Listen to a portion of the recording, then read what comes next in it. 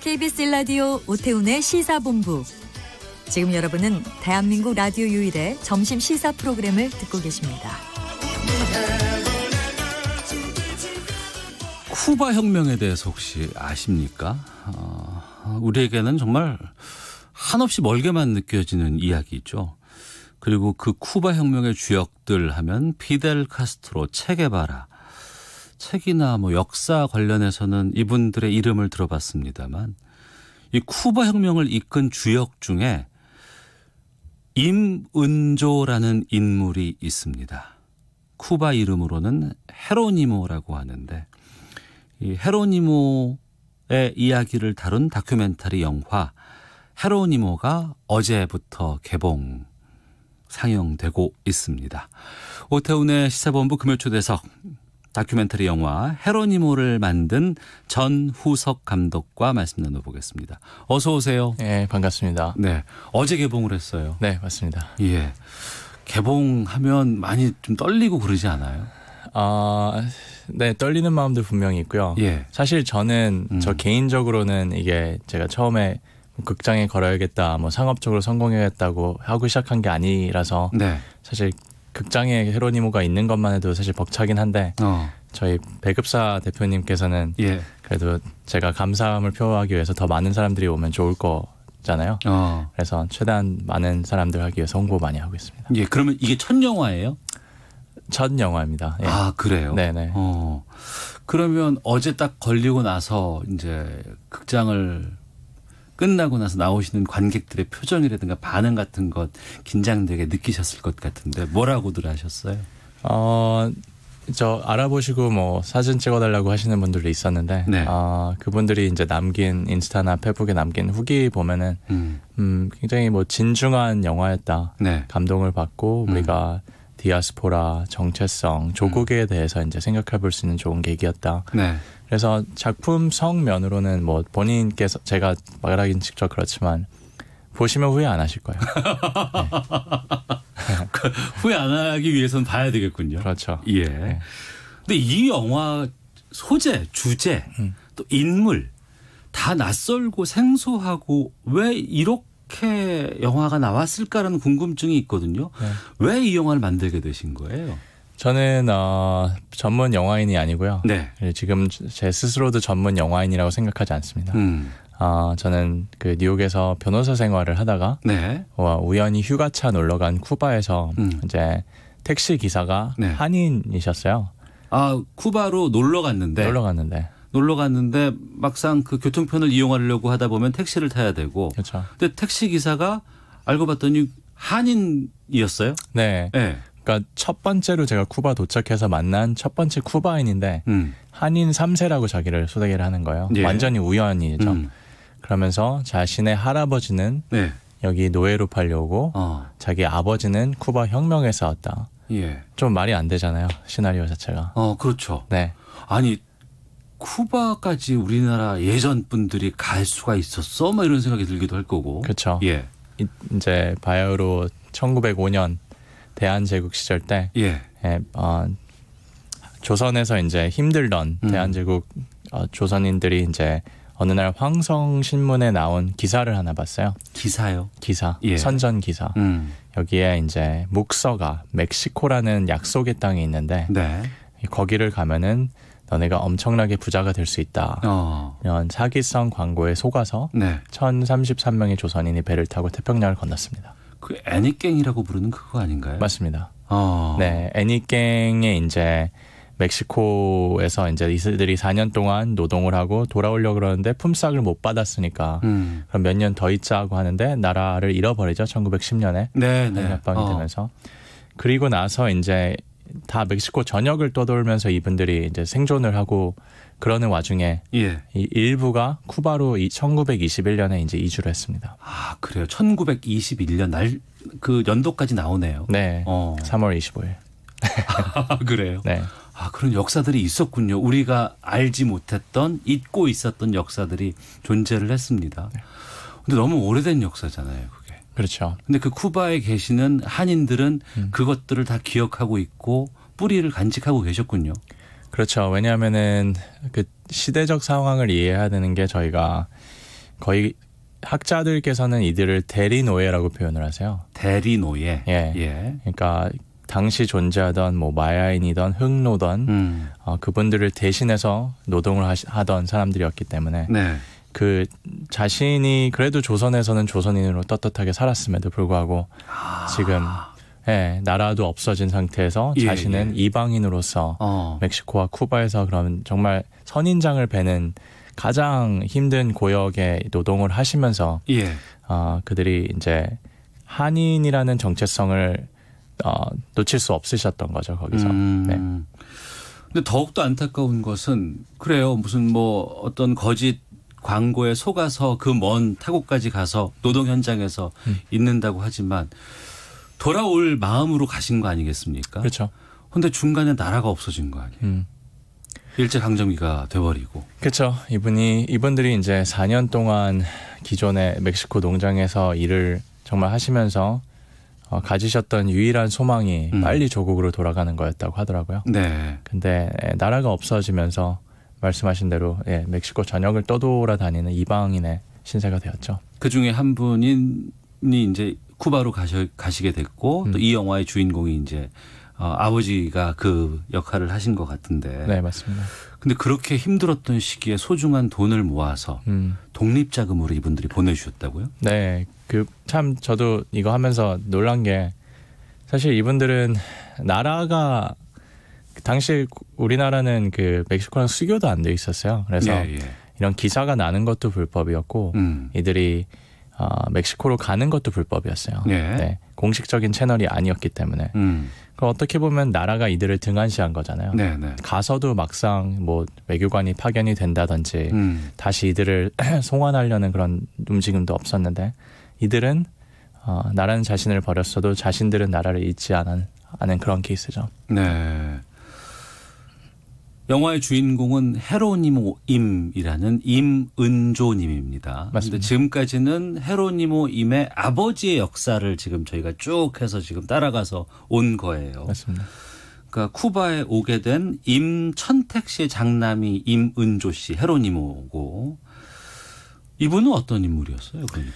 네, 지금 1033명의 조선인 중 한 명이 말씀하신 임천택 선생님이셨고 이분이 이제 쿠바에 1921년에 이주를 하시고 거기에 있는 한인들 다 가난함에도 불구하고 이제 그들의 품삯 한 끼를 걸어서 이제 독립자금으로 모았다고 해요. 네. 그래서 임천택 선생님의 이름은 이제 김구 백범일지에도 등재가 돼 있거든요. 아, 백범일지에도 임천택님의 이름이 나와요? 네, 있습니다.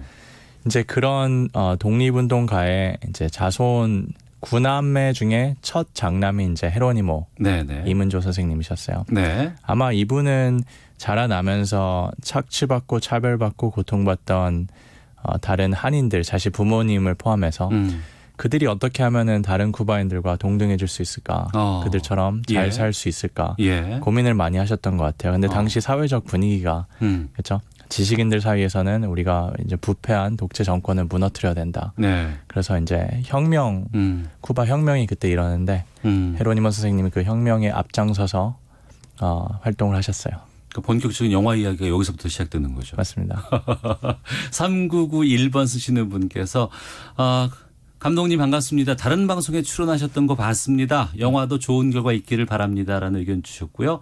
3699님께서는 저는 정말 처음 듣는 이야기네요. 역사 이면에 감추어진 한국인이 있었군요라는 의견 보내주셨어요. 네.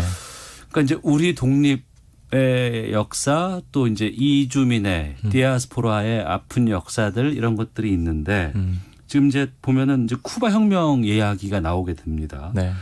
그러니까 임은조 씨가 대학에 가서 대학 동창이 피델 카스트로였다고요? 동기 동창이 피델 카스트로였습니다. 네. 이게 가능한 얘기인가요? 그렇죠. 어떻게 그렇게 될 수 있을까 싶은데. 헤로니모는 이제 남미 전체 한인 중에서 첫 번째로 대학에 진학한 한인이라고 하더라고요. 아, 전체 한인 중에서 첫 번째로 남미에서? 네. 근데 이제 아바나 법대 또 법대를 가셨어요. 이분이 가니까 이제 피델 카스트로가 같이 있었고 그때 피델 카스트로는 그러니까 저희가 쿠바 혁명하면 보통 그 게릴라 전투복을 입은 체게바라, 뭐 피델 카스트로 정글에서 싸우는 사람들을 저희가 보통 생각하잖아요. 예. 근데 헤로니모 임 같은 경우는 어떤 역할을 했냐면 도시에서 게릴라 역할을 했어요.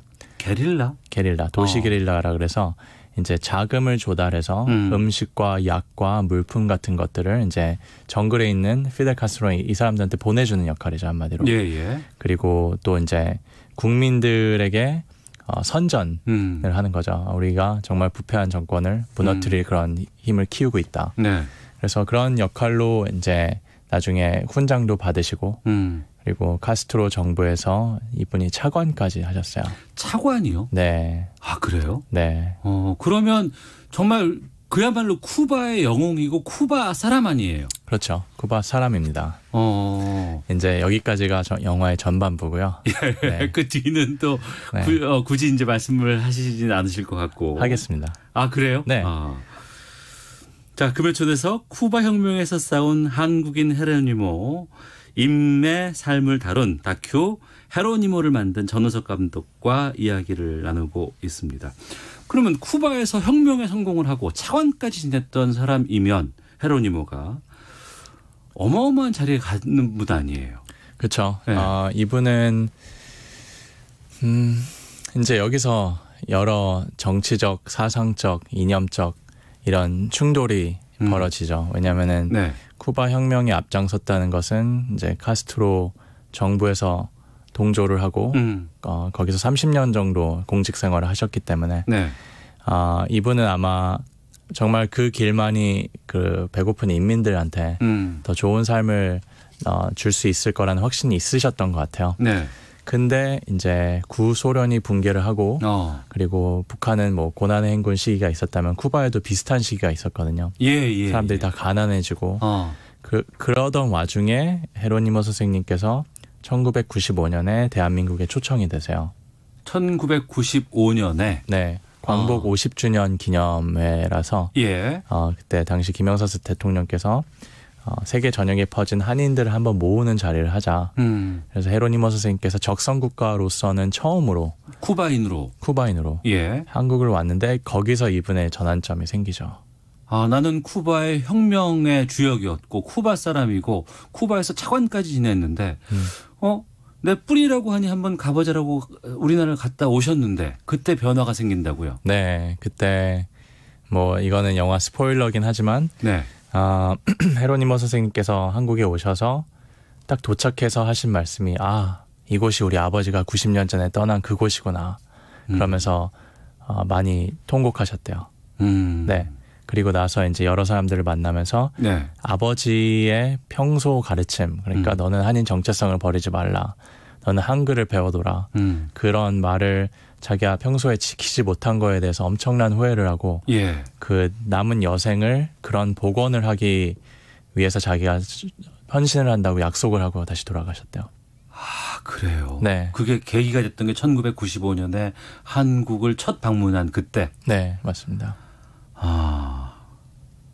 9447님이 그런 한국인들이 있었다니 이야기를 듣다 보니 좀 울컥하네요. 고속도로 운전 중인데 울컥하게 만들면 어떡합니까? 라고 사연 보내주셨는데 죄송합니다. 안전운전 하시고요.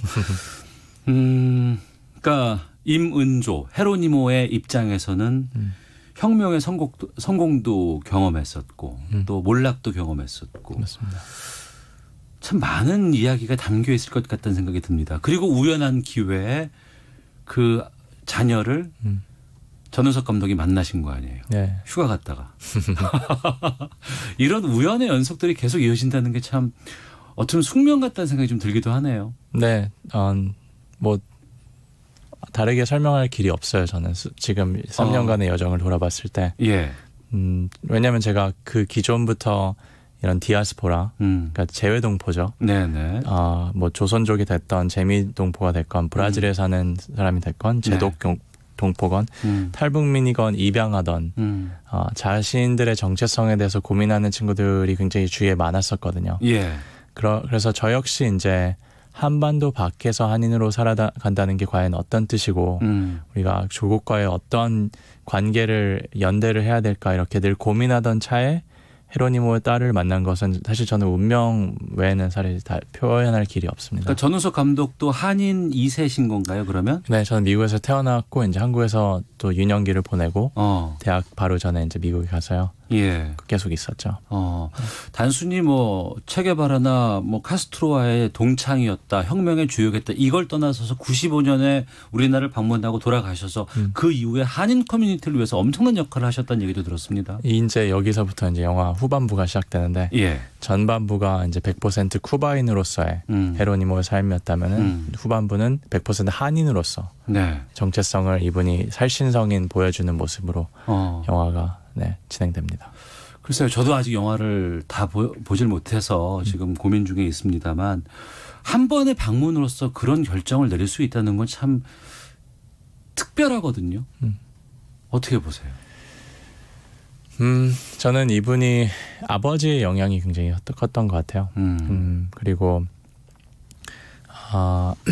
그 전까지 있었던 자신이 믿어왔던 어떤 사상가는 아닌데 이분이 인문주의자세요. 그러니까 결국은 사람들이 어떻게 제일 잘 먹고 행복하게 살 수 있는지를 늘 연구를 하셨는데 자기가 믿었던 어떤 사회주의 사상 그게 몰락하면서 굉장히 많은 상실감이 있었던 것 같고 그렇기 위해서는 우리가 그럼 삶의 존재에 어떤 명분을 부여를 해야 되느냐 이런 고민하던 중에 자신의 뿌리에서 저는 이 사람이 새로운 의미를 찾으신 것 같아요.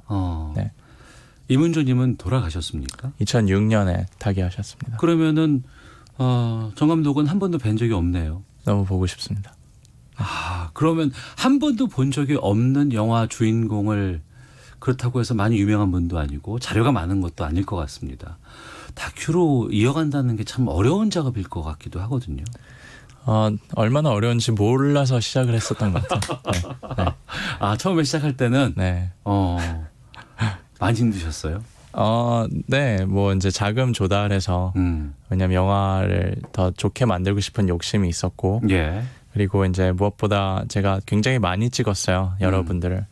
근데 이제 90분 동안 긴장감을 유지시키고 너무나 이게 주쿠난방 여기 퍼지지 않고 이제 헤로니모 선생님 삶을 통해서 쿠바 한인 그리고 우리나라 역사 그리고 더 나아가서 디아스포라라는 얘기를 하고 싶었기 때문에 편집하는데 많이 힘들었죠. 2384님께서 애국자가 따로 있을까요? 정말 쿠바의 한인들 이런 분들이 애국자네요. 3288님께서 점심상 차리는 중인데 가슴이 뜨거워집니다. 영화 꼭 보겠습니다라는 사연도 보내주셨는데 쿠바의 한인들 이런 분들이 애국자네요 라고 얘기를 해 주셨습니다만 정말 그 한인의 어떤 정체성을 갖고 있는 분들에게 우리가 디아스포라 이렇게만 또 치환할 수는 없는 것 같아요. 보니까. 맞습니다. 제가 사실 이거 하면서 유태인 공부를 조금 했어요. 유태인들은 이스라엘 밖에서 사는 유태인들이 이스라엘 안에 있는 유태인들보다 숫자가 더 많거든요.